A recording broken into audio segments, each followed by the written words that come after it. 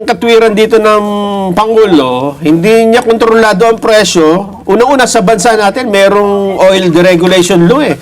May batas na pumipigil na i-regulate natin ang industriyang ito, Mar. Katulad po ng nabanggit ko kanina, kapag nasa gitna tayo ng krisis, nakalagay po dun sa oil deregulation law na pwede pong magpatupad ang ating Pangulo ng price ceiling o price cap. Aha. Okay. So dapat ito ay mag-order ang Malacanang. Tinatanong po siya kahapon, hindi po nila ito nasagot. Oo.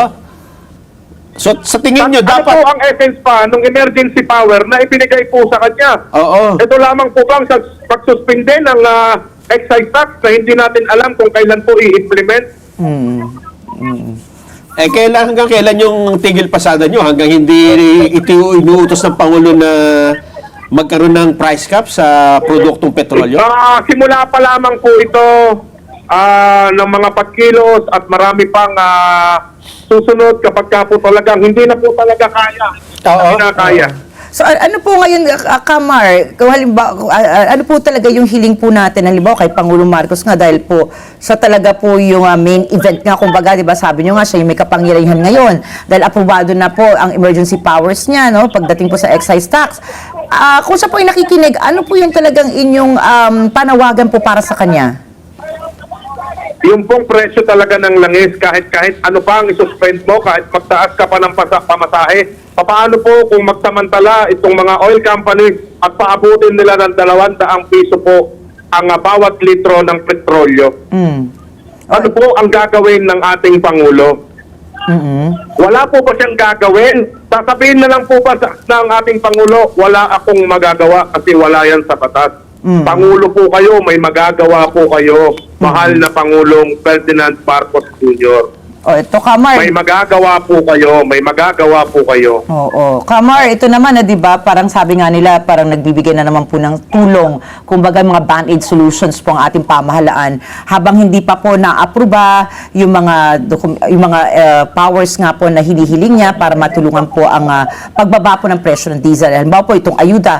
Nako, kahapon po nabalitaan niyo po ba, may super po hinimatay habang nakapila humihingi ng ayuda para sa ayuda sa Quezon City, ano? Ito po ba, for now po, for the meantime po, hindi pa rin po ba ito sapat para sa ating mga tsuper? Opo, yung pagpila na lang po namin kahapon, isang araw na po ang natapyas doon sa pagpila po namin. Tama po ba? Opo. Yung 2-3 araw na mapakikinabangan namin ito, 2 araw na lang dahil po yung araw na pagpila po namin, hindi po kami nakabiyahe, hindi pa kami nakakuha. Naku. So, ang nakuha po namin, sama ng loob. Sama ng loob. Oo. Ayun na nga. Pero Kamar, paano po yan? So, abangan pa po namin ba na magtatagal pa rin itong, wala pa pong kasiguruduhan ba hanggang kailan po itong tigil pasada natin? Sana po magtulungan tayo. Siguro, Kamar, on that note po, no? Maghati po tayo ng responsibilidad sa ating mamamayan. Huwag po nating ipasan lang sa iisang sektor. Iisang lahi po tayo, iisang kulay lang po tayo. Tayo po ay mga Pilipino. Magtulungan po sana tayo. Huwag tayong magsisihan, huwag tayong magturuan. Yun po sana ang gawin. Huwag sanang ipapasan lang sa amin ang sobrang paghihirap. So dahil nga po, I agree naman po with you, Kamar, na talagang problema po ito ng bayan. So nabanggit nyo nga po na wag lang sa inyo ipapasan itong suliranin na ito. Ano naman po ang panawagan natin sa iba pang sektor, mga stakeholders po, halimbawa, gaano po nila kayo masusuportahan dito sa inyong advokasya nga ngayon?